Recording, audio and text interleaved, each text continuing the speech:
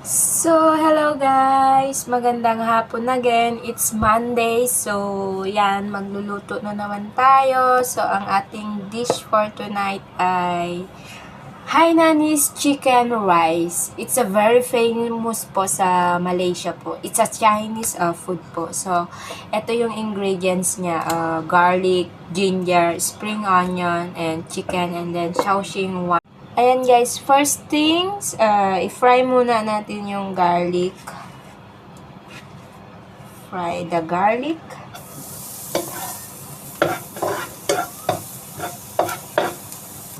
Ginger po. Ginger. Tapos, scallion. Tapos, ilagay na po natin yung chicken. Then, lagyan po natin siya ng mainit na tubig.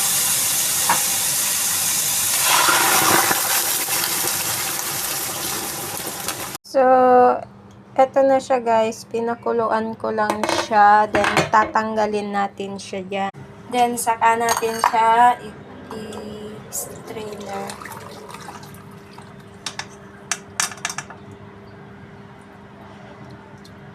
Guys, magluluto na tayo ng rice.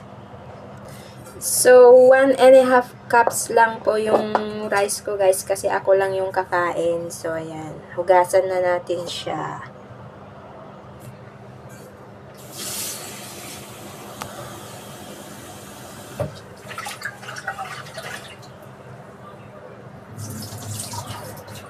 Yung sabaw ng manok kanina guys, yun yung ipatutubig natin sa rice.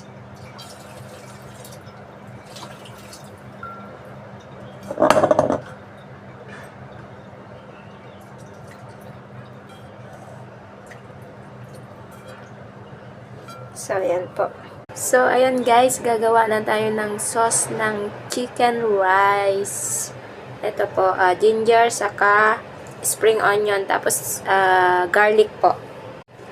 Ching!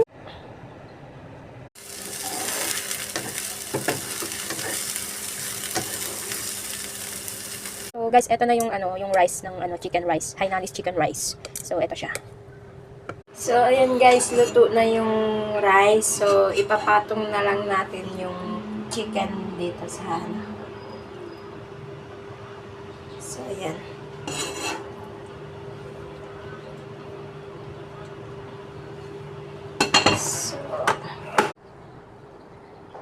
Ito na guys, yung aking chicken Hainanese